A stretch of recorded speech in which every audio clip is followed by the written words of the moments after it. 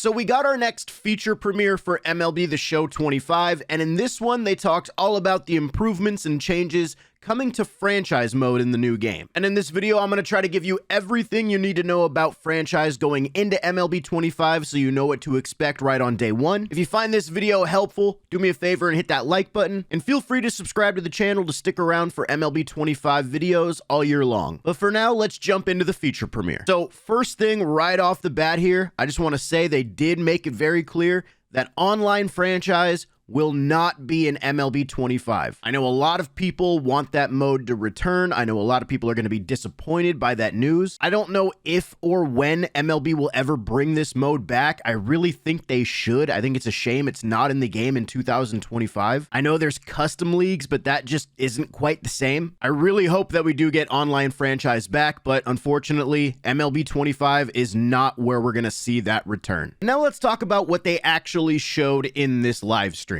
The big changes coming to franchise this mode are mainly going to be in the offseason and specifically with free agency and the logic tied to it. One of the key things you'll need to focus on in free agency this year is a player's motivation to sign with your team. When it comes to expanded sign motivation logic, there's new position competition logic. It's a lever that you can pull. Essentially, if you have say a shortstop who's a really good shortstop, and there's a free agent that's a shortstop, he's going to have less motivation to sign with your team because you already have a star player at that position. But it's a lever you can pull. If you really want that free agent, you can trade away your shortstop, and his motivation to sign with you will go up.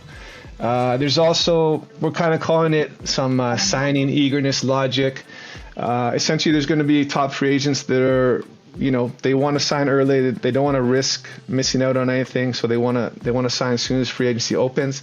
And conversely, there's going to be other free agents that are happy to let the market play out and see how the offseason goes, and they're willing to sign later in the offseason. That player motivation is going to be a very big deal, and it's going to be affected by a lot of factors, as you just heard: positional needs, how early or late you offer a contract to certain free agents. And if you've noticed, they brought the big board feature that I guess was in March to October over to franchise. They tweaked it a little bit to fit within the confines of the mode, and you'll be able to target 3 priority free agents, and these 3 priority players will get their own motivation boosts based off what priority they are. On the leftmost side of the screen, you have the highest priority free agent. In the middle, you have the second, and on the right, you have the third highest. And these players will get motivation boosts every week based off where they are in your priority list. If you really want a player and you put them at the higher priority spot, they're going to notice that you're going to want that player more, and they're going to have a little bit more motivation to maybe go to your team. Now, another thing they mentioned is the updates they have to their Fog of War system, as well as these new rival opportunities in free agency. Yeah, the Fog Wars with the rumors, it existed in the original iteration in March to October, but in both franchise and March to October now, there's misdirection with rumors, there's mystery teams, there's the ability to clear the fog. But sometimes even if you do clear the fog, you're not going to get the true answer. There's still going to be that misdirection there. There's like some pieces of information that you just aren't able to find out. So it's going to add a wrench, like you said. It's going to make it more interesting. It's going to make it more challenging. And bottom line, it's going to make it more fun. So we're excited about that. The A's, they are interested in Devin Williams. I, too, as a Ranger fan, am interested in Devin Williams. So if I wanted to add him to the big board and maybe get in the race for Devin Williams, at minimum, make the A's pay a little more for him, I could do that.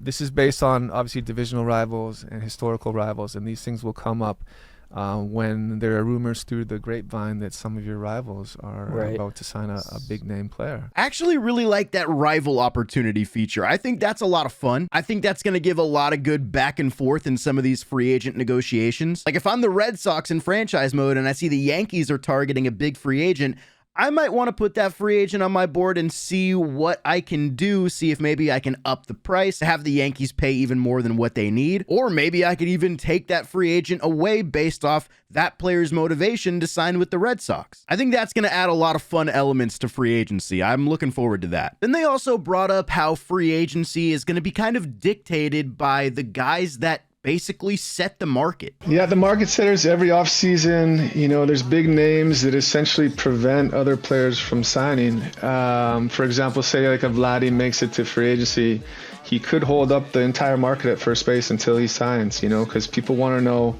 they want to, maintain their budget until Vladdy signs, and then once he's gone, then maybe they go to plan B or plan C. So we have some inherent logic in there that essentially drives this within our new free agency system. I think this also sounds like another really good change to free agency. People wait for these big free agents to sign to see what they're going to do next based off what that free agent signed for. That contract is going to dictate teams' plans, and it could turn into something where a team might not be able to get the player they want based off what another team gave to that market-setting free agent. Now, you might have to be a little bit more selective with how you use the money that you are going to allocate to a certain player. And this is also going with the change to big market teams in franchise. With the new market setter logic, we also have big market logic. This is pretty straightforward, but in real life, the big markets kind of lead the charge on the top free agents. It's not realistic per se to have like the Kansas City Royals or some of these other small market teams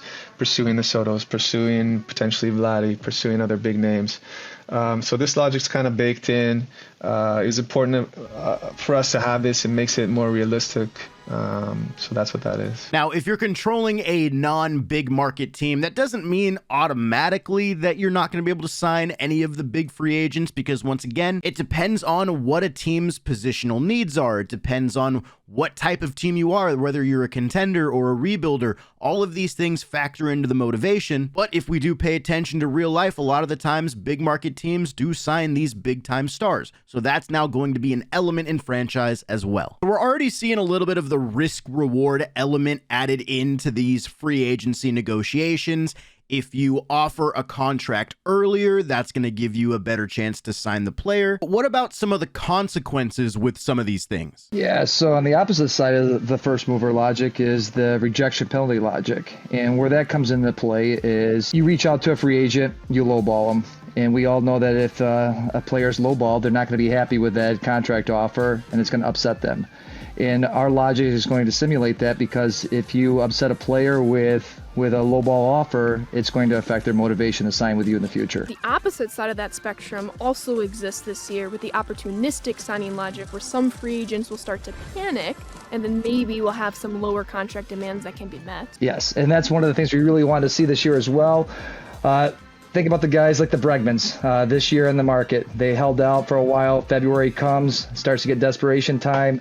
You'll start to see their demands lower, and this may be an opportunity for some teams that maybe the smaller market teams, they give that pillow contract for them to sign with them for a year or two. I love this as well, because think about some of the guys that's happened to. Like they said, Bregman this offseason, even Pete Alonso, we know he wanted a lot more than what he got. Or like Jordan Montgomery in the offseason where he signed with the D-backs. He wanted a lot more than what he got, but he signed towards the end of the offseason. So this is another cool feature to the logic, in my opinion. Now, they also mentioned some other changes with the logic when it comes to these numbers on these contract negotiations. Basically, they're trying to hammer home that more players will have more realistic contracts, more realistic offers. They also said that they changed up the arbitration logic, so now those numbers should be a little bit more accurate. They've also factored this stuff into the trade logic as well. They've said it's been a little too easy to get rid of some of these large, bad contracts that you have on your books. They said it was a little too easy to flip these contracts for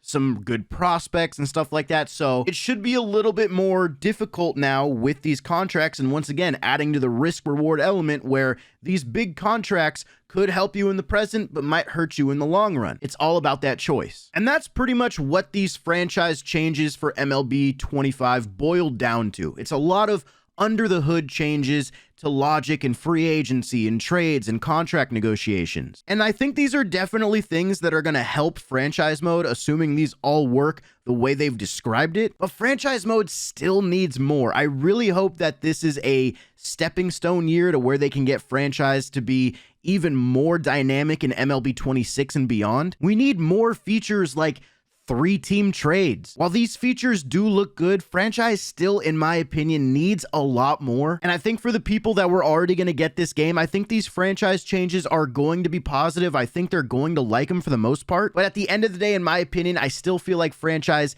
needs more. And hopefully we get there, because I feel like we've been saying it needs more for a while now. Now, before I get out of here, I will say I think it is worth watching the feature premiere in full if you're interested in this franchise stuff, because they do basically go through an entire offseason and they do highlight some of these features in a little bit more depth, and I think it is worth watching. So I will leave it linked in the description if you want to check it out. But otherwise, in the comments, I do want to know what you guys think. Do these franchise changes make a difference for you? Do you think these look like good changes? I know I'm going to get some comments about online franchise, and I agree with you guys. I do think it should come back. I don't know why it's not in the game in 2025. But overall, let me know your thoughts about franchise for MLB 25. Next week is the Diamond Dynasty stuff, so you guys know I got you covered on that. Hopefully you enjoyed this video. Like I said at the beginning, drop a like if you found this video helpful. Subscribe to the channel if you're new, and I'll catch you next week.